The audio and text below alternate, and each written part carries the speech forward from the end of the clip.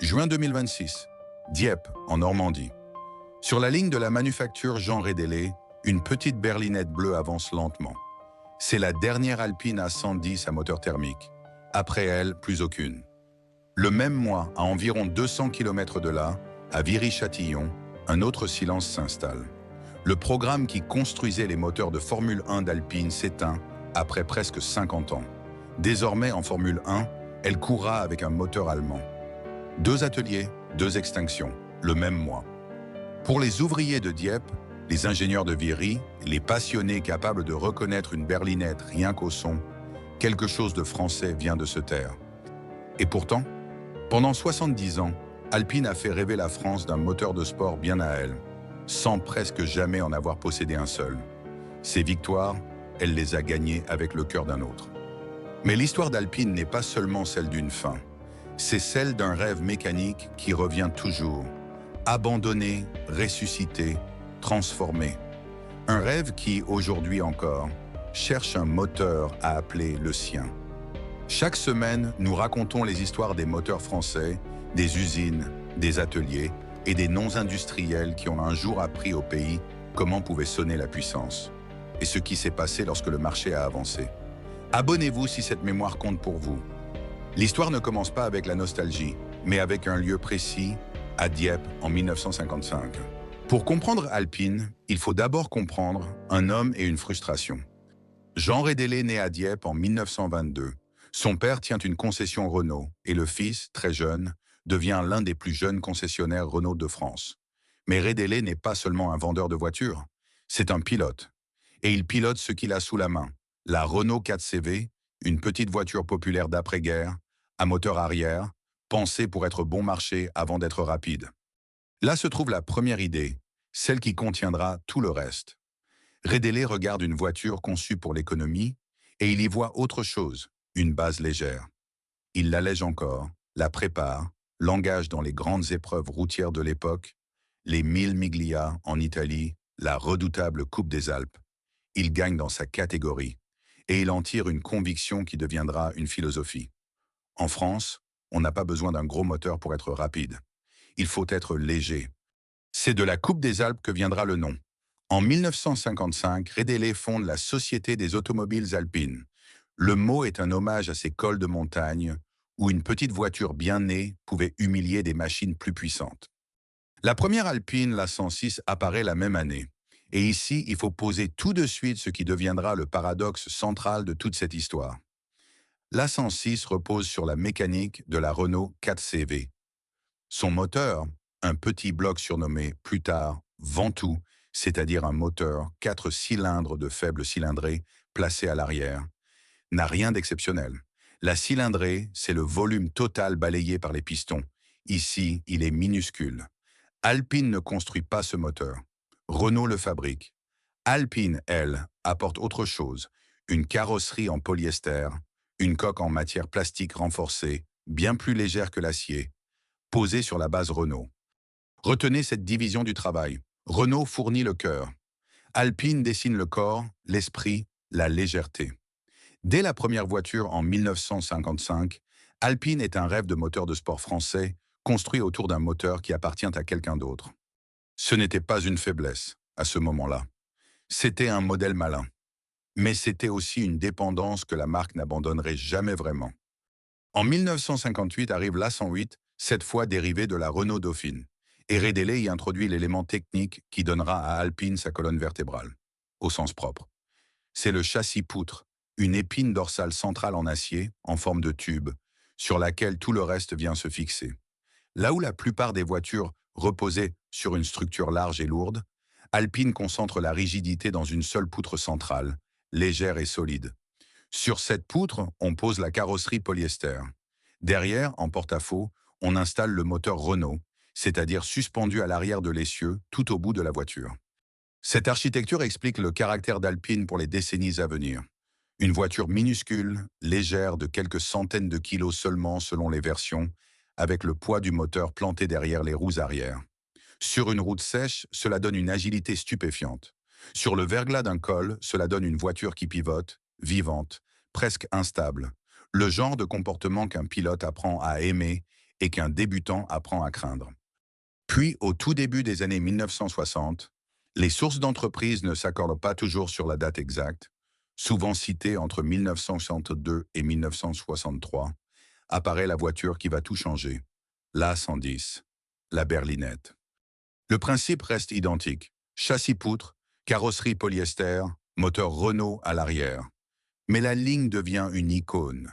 Basse, ramassée, avec ses phares ronds comme des yeux écarquillés, la berlinette ressemble déjà à un objet de désir. Et sous le capot arrière, la mécanique évolue. Les premières A110 reprennent des moteurs dérivés de la Dauphine. Les versions les plus abouties adopteront le moteur Cléon-Fonte, un 4 cylindres, Renault en fonte, robuste, produit en très grande série, que la marque déclinera en 1300 puis 1600 cm3. Encore une fois, ce n'est pas un moteur Alpine. C'est un moteur de Renault de tous les jours, choisi parce qu'il est fiable, réparable et disponible en quantité. Ce que les publicités de l'époque vendaient, ce n'était donc pas la puissance brute. C'était une promesse française très particulière. Une voiture qui pouvait être petite, légère, mécaniquement simple à entretenir, et pourtant capable de battre, sur les routes sinueuses, des machines 2 fois plus chères et 2 fois plus puissantes. Alpine avait trouvé sa formule. Une carrosserie de rêve, un châssis d'ingénieur et le cœur emprunté d'une voiture populaire. Il ne lui manquait plus qu'une chose pour devenir une légende. Une scène assez grande pour que la France entière entende ce petit moteur hurler dans la nuit. La formule alpine était au nez dans l'esprit d'un pilote. Elle allait se prouver là où les pilotes se jugent, en rallye. Le rallye, une course sur routes ouvertes, souvent étroites, dégradées, verglacées ou boueuses, était le terrain idéal pour une voiture comme la berlinette. Sur un circuit lisse, la puissance brute domine. Mais sur un col de montagne dans la neige, entre deux murs de pierre, ce qui compte, c'est autre chose. La légèreté, l'agilité, la capacité à changer de direction en une fraction de seconde. Et là, l'A110 avait un secret d'architecture. Son moteur était placé à l'arrière, en porte-à-faux, tout au bout de la voiture, derrière les roues motrices. Ce choix posait un poids important juste au-dessus des roues arrière, celles qui envoient la puissance au sol. Résultat, sur une surface glissante, là où une voiture classique patinait, la petite Alpine trouvait de l'accroche. Elle mordait la route quand les autres dérapaient. Ce comportement rendait la berlinette difficile à maîtriser à la limite. Le poids arrière qui aidait à l'accélération pouvait, dans un virage mal négocié, faire pivoter brutalement la voiture. Mais entre les mains d'un bon pilote, ce défaut devenait une arme. La berlinette tournait vite, freinait court, et surtout, elle ne fatiguait pas ses pneus comme les machines lourdes. Au cœur de tout cela, un moteur qui, rappelons-le, n'était pas un moteur alpine. Les versions de compétition reposaient sur le Cléon-Fonte, ce 4 cylindres Renault en fonte de grande série, poussé jusqu'à 1600 cm3 et travaillé par le département compétition d'Alpine, à Dieppe. Là, dans les ateliers, des motoristes prenaient un bloc conçu pour des berlines familiales et le transformaient patiemment en moteur de course. C'est ce contraste qui faisait toute la beauté française de l'affaire. Le même moteur qui, le lundi, poussait une Renault sur une route de campagne pouvait, le dimanche, hurler dans une berlinette lancée à l'attaque d'un col alpin. La France reconnaissait ce son. Il n'appartenait pas à l'élite. Il appartenait à tout le monde, transfiguré. Au fil des années 1960, les victoires s'accumulèrent. La berlinette devint la voiture à battre dans sa catégorie, puis peu à peu, tout court. Elle n'était plus une curiosité de constructeur artisanal. Elle devenait une menace pour des marques bien plus grandes. Mais pendant que la berlinette conquérait l'école, un autre rêve, plus ambitieux et plus fragile, montrait déjà le motif qui entrait toute l'histoire d'Alpine. En 1968, Alpine tenta la Formule 1. La marque construisit un monoplace, l'A350, une voiture à roues nues, ouverte, conçue pour le sommet absolu de la course automobile. Et pour la propulser, Alpine choisit un moteur V8. Un moteur à 8 cylindres disposé en 2 rangées, formant un V, signé Gordini. Gordini, c'est un nom qui mérite qu'on s'y arrête. Amédée Gordini, surnommé le sorcier, était un préparateur de génie, spécialiste des moteurs de course français. Autrement dit, là encore, quand Alpine voulut viser la Formule 1, elle ne construisit pas son propre moteur. Elle alla chercher celui d'un autre. L'A350 fut essayé, notamment par le pilote Mauro Bianchi. Mais les chiffres étaient sans appel. Le V8 Gordini développait, selon les sources de l'époque, environ 300 chevaux, le cheval étant une unité qui mesure la puissance, c'est-à-dire la vitesse à laquelle le moteur peut fournir un travail. Or, les V8 britanniques, Cosworth qui régnait alors sur la Formule 1, approchèrent les 400 chevaux, 100 chevaux d'écart. Un gouffre. Le projet fut abandonné avant même d'avoir couru. Et voici le détail qui referme la boucle. Peu après, Gordini fut absorbé par Renault et devint le bras armé de Renault en compétition. Le sorcier disparaissait dans le grand groupe, exactement comme, un jour, Alpine elle-même y disparaîtrait. Retenez ce moment de 1968. Il ne s'agit pas seulement d'un échec en Formule 1. C'est la première fois que le schéma apparaît en pleine lumière. Alpine rêvait de puissance de course, mais empruntait toujours le cœur. En rallye, elle empruntait le bloc Renault. En Formule 1, elle empruntait le V8 Gordini. L'identité était française, le talent était français, le châssis était français, mais le moteur, ce moteur de sport dont Alpine faisait le rêve, appartenait à un autre. Ce que les concurrents ne pouvaient pas copier facilement, ce n'était donc pas un moteur.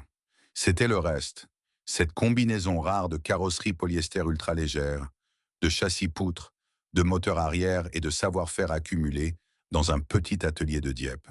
Une culture d'ingénieur et de pilote plus qu'une pièce de métal. Cette culture avait désormais des victoires. Il lui manquait un dernier acte pour entrer dans la légende nationale.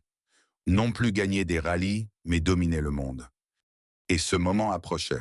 Au tournant des années 1970, la petite berlinette de Dieppe cessa d'être une outsider. Elle devint la référence mondiale. Le premier grand coup de tonnerre eut lieu au rallye de Monte-Carlo 1971. Sur les routes verglacées des Alpes-Maritimes, l'épreuve la plus prestigieuse et la plus impitoyable du calendrier, l'Alpine A110 ne se contenta pas de gagner. Elle domina.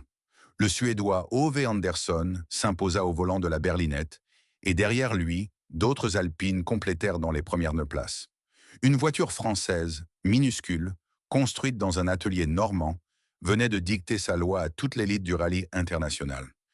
Ce n'était pas un accident, c'était le début d'une domination. Il faut rappeler ce qu'était cette voiture, car son exploit en devient presque irréel. La berlinette pesait quelques centaines de kilos de moins que ses rivales. Son moteur, toujours le Cléon-Fonte Renault, ce 4 cylindres en fonte de grande série porté à 1600 cm3 et préparé à Dieppe, développait bien moins de puissance que les grosses cylindrées adverses. Mais sur une route de montagne, la légèreté valait mieux que les chevaux. Là où les autres luttaient contre leur propre masse, l'Alpine dansait. Puis vint l'année qui fit entrer Alpine dans l'histoire pour toujours, 1973. Cette année-là, la Fédération internationale créa le tout premier championnat du monde des rallyes pour constructeurs. Pour la première fois, les grandes marques de la planète allaient s'affronter sur une saison entière, d'un continent à l'autre, pour un titre mondial unique. Et le premier nom gravé au sommet de ce championnat tout neuf fut celui d'Alpine Renault. Une marque française, une voiture française, un premier titre mondial, le tout premier de l'histoire de la discipline. La saison 1973 fut écrasante. Au Monte-Carlo de cette année-là, les berlinettes verrouillèrent les premières places dans une démonstration que la presse spécialisée de l'époque décrivait comme une véritable marée bleue. Le bleu d'Alpine, cette teinte devenue la couleur d'une certaine idée du sport automobile français, était partout sur les podiums. Imaginez la scène. Une nuit d'hiver dans les Alpes. Le grondement aigu du petit 4 cylindres qui résonne entre les parois rocheuses, se rapproche, explose au passage d'un virage, puis s'éloigne dans un crépitement. Des spectateurs emmitouflés, une lampe à la main, qui reconnaissent la voiture non pas à sa forme dans le noir, mais à son bruit. Ce son-là, en 1973, ressemblait à une victoire française. Ce triomphe eut une conséquence industrielle immédiate et lourde de sens pour la suite. En 1973, Renault prit le contrôle total d'Alpine. Le grand constructeur national qui fournissait déjà les moteurs de toutes les berlinettes absorba la petite marque de Dieppe. Sur le moment, ce fut une consécration.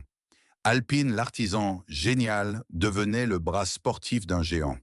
Elle gagnait la sécurité financière, l'accès à la production de masse, la puissance d'un réseau national de concessionnaires et d'ateliers. Le rêve de Redélé était sauvé, protégé, industrialisé. Mais regardez ce que cette date signifie vraiment.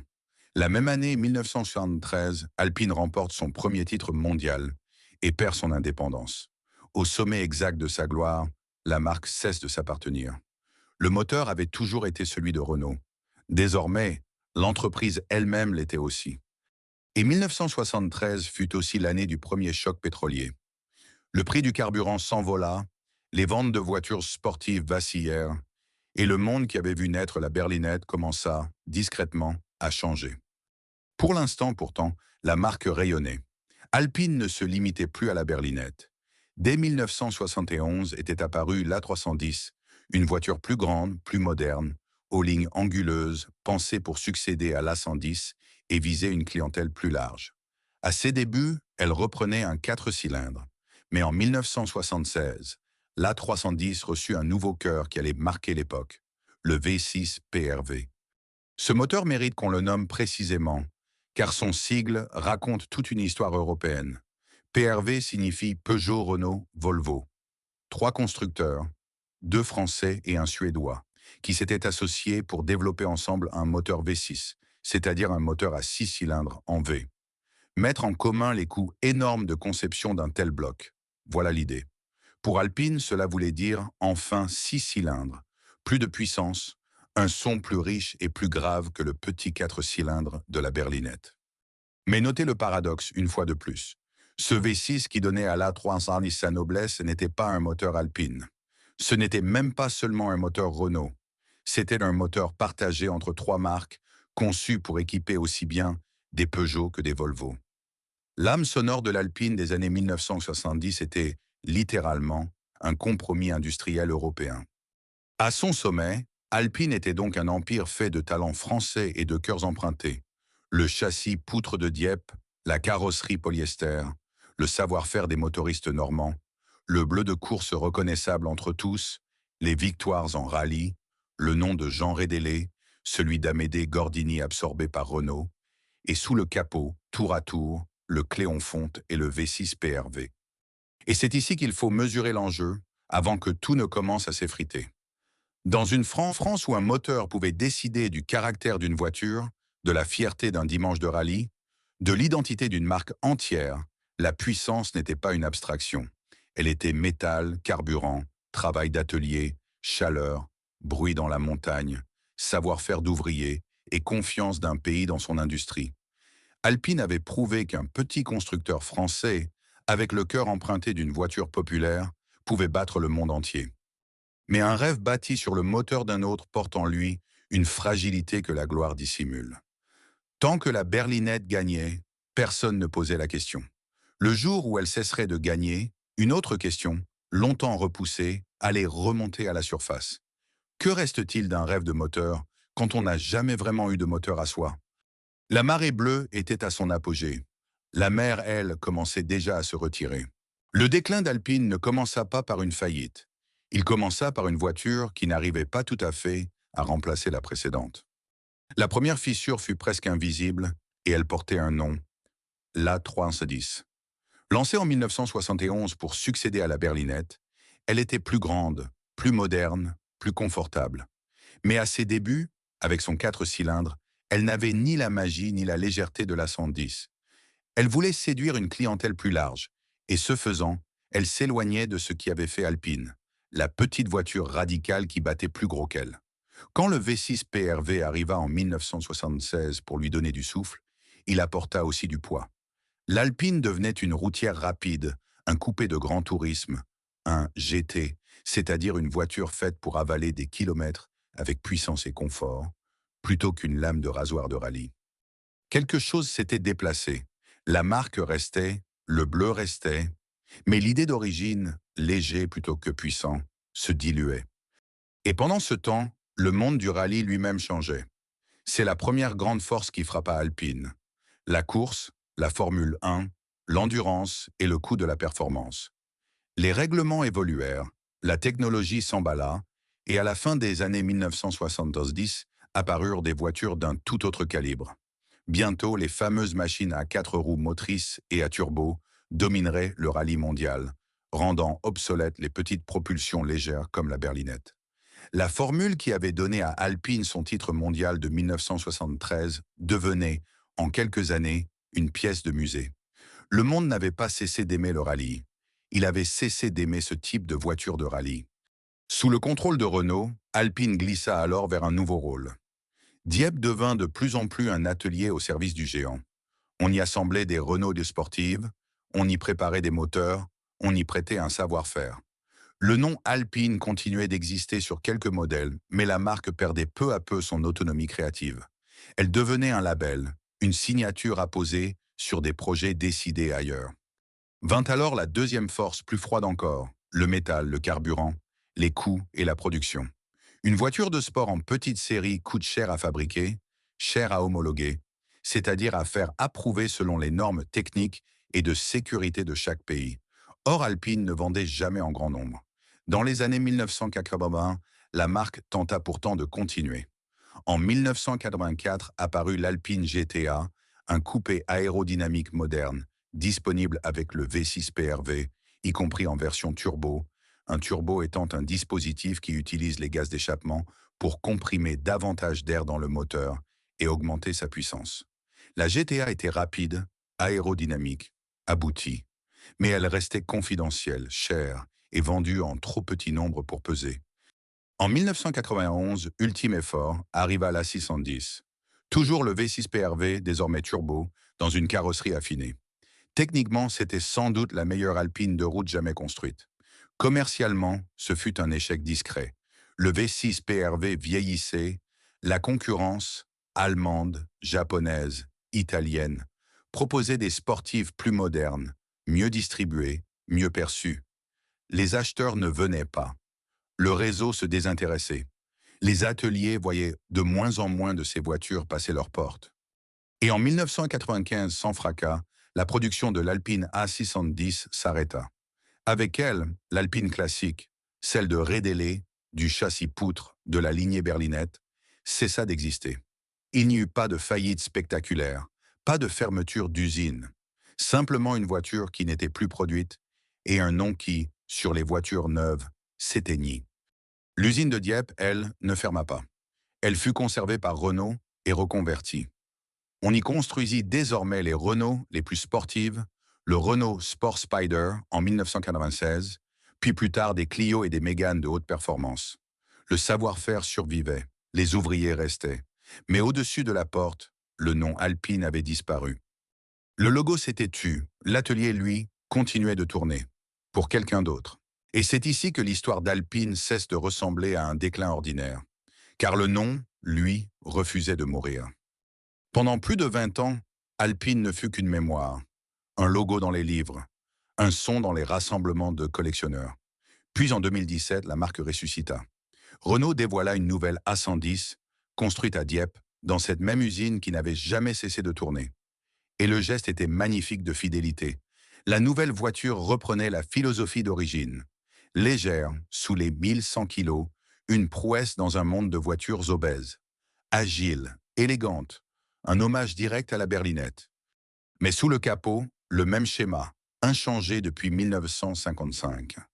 Le cœur de cette Alpine ressuscitée était un moteur turbo de 1,8 litres, 4 cylindres, emprunté à la banque d'organes du groupe Renault, un bloc que l'on retrouvait, sous d'autres réglages, dans des Renault et des Nissan de grande série. 60 ans après l'A106, Alpine renaissait toujours avec le moteur d'un autre. Le rêve, pourtant, montait plus haut que jamais. En 2021, il atteignit le sommet absolu, la Formule 1. L'écurie de Renault fut rebaptisée Alpine. Pour la première fois depuis l'A350 de 1968, le nom Alpine courait au plus haut niveau du sport automobile mondial. Et cette fois, le moteur venait de Viry-Châtillon, le site historique où Renault concevait ses groupes propulseurs de Formule 1 depuis les années 1970. Un groupe propulseur étant, dans la Formule 1 moderne, l'ensemble complexe qui associe un moteur thermique et des systèmes hybrides électriques. Le rêve était complet. Une marque française, une écurie française, un moteur français, au sommet du monde. Il ne dura pas. Vint alors la force qui n'existait pas au temps de Redélé, l'électrification, les hybrides, les batteries, et les plateformes mondiales. Le monde automobile basculait et vint aussi, à nouveau, le coût de la performance. Développer un moteur de Formule 1 moderne coûtait, selon les estimations rapportées par la presse spécialisée, plus de 100 millions de dollars par an, et le moteur de Viry accusait un retard chronique sur ses rivaux. En 2024, la direction de Renault trancha. Le groupe déciderait d'arrêter son propre programme de moteur de Formule 1. Le site de Viry-Châtillon cesserait de concevoir des groupes propulseurs et l'écurie alpine deviendrait cliente. Elle achèterait ses moteurs à Mercedes en Allemagne à partir de 2026.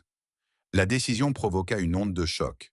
Les ingénieurs de Viry, dont certains travaillaient déjà sur le moteur de 2026, manifestèrent. Sur des banderoles, on put lire un appel à sauver 50 ans de Formule 1 française. Le dirigeant de Renault lui-même qualifierait la décision de crève-cœur. Ici, la neuvième force referme le piège. Les fusions, les acquisitions, les plateformes et la survie du logo. Car Viry ne fermait pas. Le site serait reconverti en centre d'ingénierie de pointe, rebaptisé pour développer les technologies des futures voitures, Renault et Alpine, notamment électriques. Le savoir-faire survivrait, mais transformé, détourné, sorti de la Formule 1. À la fin de la saison 2025, le dernier moteur de Formule 1 conçu et construit par Alpine tourna pour la dernière fois. Et en 2026, pour la première fois de son histoire au sommet, Alpine courut avec un moteur allemand. Le même mouvement emporta la voiture de route. La stratégie du groupe poussait Alpine vers le tout électrique. Sa gamme s'ouvrit à de nouveaux modèles à batterie. Et l'A110 thermique, celle de la Renaissance de 2017, ce dernier lien vivant avec la berlinette, fut condamné. Sa production s'acheva à Dieppe au milieu de l'année 2026, après une ultime série limitée célébrant les 70 ans de la marque. Alors, en quelques mois, tout se referma. Le moteur tournait encore. Les règles changèrent, les coûts explosèrent. Le rallye se transforma, les acheteurs disparurent. Le nom s'éteignit, puis revint, puis remonta jusqu'en Formule 1, puis dut acheter son cœur à l'étranger. Le badge resta bleu. Le moteur, lui, ne fut plus jamais tout à fait le sien. Et il restait une dernière question, la plus étrange de toutes. Si Alpine n'avait presque jamais possédé son propre moteur, que lui restait-il vraiment à sauver? Pour répondre à cette question, il faut retourner une dernière fois à ce qu'Alpine a toujours été et à ce qu'elle est en train de devenir. Pendant 70 ans, Alpine a été un rêve construit autour du moteur d'un autre. Le bloc 4CV, le Cléon Fonte, le V8 Gordini, le V6 PRV partagé avec Peugeot et Volvo, le 1,8 turbo du groupe Renault, et pour finir, le moteur de Formule 1 allemand. À chaque époque, le cœur venait d'ailleurs. Et voici le paradoxe final, celui qui donne à cette histoire son vertige. Au moment même où Alpine abandonne le moteur thermique, elle se dote, pour la première fois, d'une architecture technique conçue entièrement par elle. La marque a développé une nouvelle plateforme dédiée aux voitures de sport électriques, présentée comme intégralement alpine dans sa conception. Autrement dit, la première fois de son histoire qu'Alpine possède vraiment le cœur de ses voitures. Ce cœur n'est plus un moteur, c'est une batterie et des moteurs électriques. Le rêve du moteur de sport français revient encore, mais sous une forme qui n'a plus de moteur au sens ancien du terme. Et il hésite même à revenir tout à fait. Au moment où cette histoire s'écrit, les responsables d'Alpine évoquent encore la possibilité d'une version hybride, un dernier pont jeté vers la combustion, comme si la marque ne parvenait pas tout à fait à refermer la porte sur le bruit et le carburant. Le rêve avance vers l'électrique. Il regarde encore en arrière. Reste, en attendant, tout ce qui ne s'éteindra pas. Car l'héritage d'Alpine n'est pas seulement un souvenir. Il est physique, vivant, entretenu. Dans toute la France, des clubs de marque conservent, restaurent et font rouler les berlinettes d'origine. Des ateliers spécialisés refont des carrosseries polyester, refont tourner des Cléon Fonte, remontent des châssis poutres selon des manuels d'atelier tachés d'huile et des catalogues de pièces jaunies.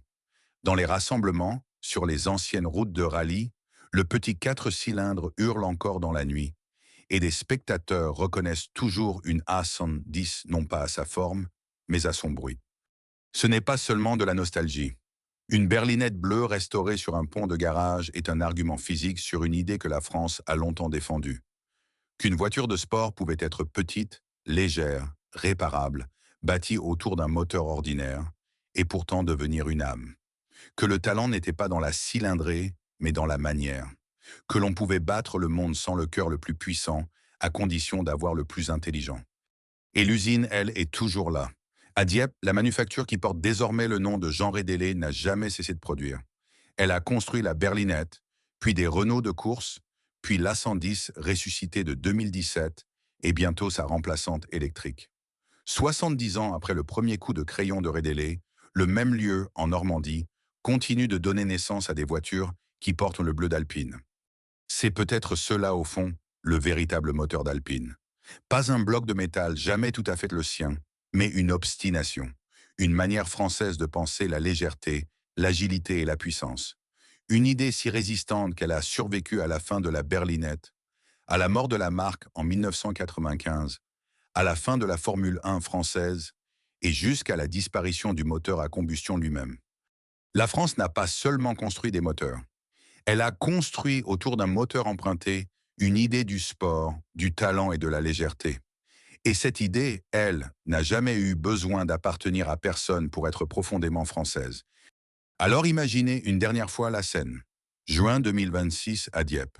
Dans un coin de l'atelier, la toute dernière Alpine A110 à moteur thermique, bleue, immobile, le capot arrière encore tiède du dernier 4 cylindres qui l'abritera jamais.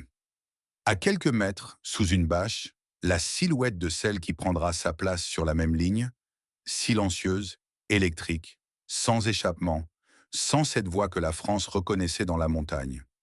2 voitures, un seul atelier, 70 ans d'écart. L'une se tait pour toujours. L'autre attend un son que personne n'a encore entendu. Le rêve n'est pas mort, il a simplement, une fois de plus, changé de cœur. À la prochaine histoire.